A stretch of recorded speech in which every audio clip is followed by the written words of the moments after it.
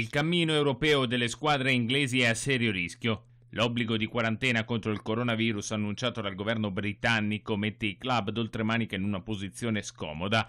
Da giugno chiunque entrerà nel Regno Unito, ad eccezione di chi proviene dall'Irlanda, dovrà osservare un periodo di 2 settimane di quarantena. La misura precauzionale è stata introdotta per minimizzare il rischio contagio da Covid-19. Inizialmente si pensava che lo sport di alto livello sarebbe stato esonerato dalla norma, ma ora il governo sembra intenzionato a non concedere eccezioni ed è scattato l'allarme.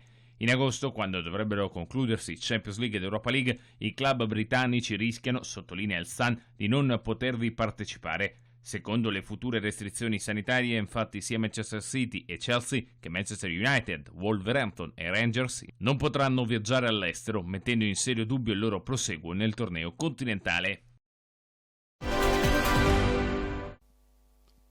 Secondo uno studio condotto dall'Università danese di Aarhus, nel mondo del calcio i giocatori più a rischio contagio coronavirus sono gli attaccanti.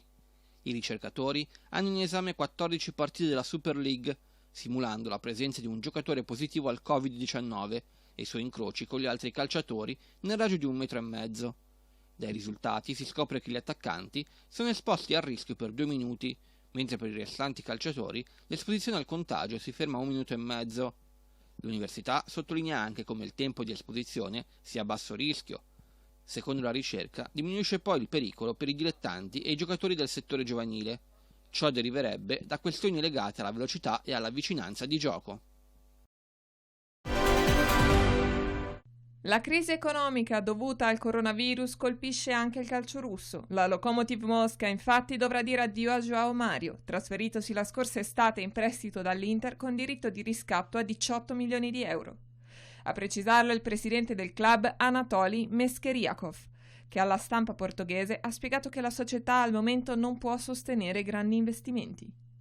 Nonostante la crisi, però, la Lokomotiv Mosca guarda al futuro, con possibili grandi colpi nella prossima finestra di mercato.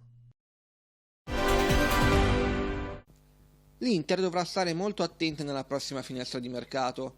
Non solo Lautaro Martinez corteggiato da mezza Europa, ma anche un altro nome rischia di diventare caldo per le big del calcio europeo. Milan Skriniar. Stando a quanto riportato dal tabloid inglese Mirror, infatti, il Manchester United sarebbe pronto a inserirsi nella corsa al difensore centrale slovacco, su cui ci sarebbe un forte interesse anche da parte di Real Madrid, Manchester City e Barcellona.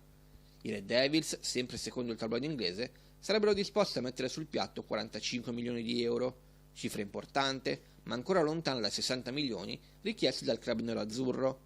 Skriniar, arrivato all'Inter nell'estate del 2017 per circa 34 milioni di euro, lo scorso anno ha prolungato il proprio contratto con il club fino a giugno 2023.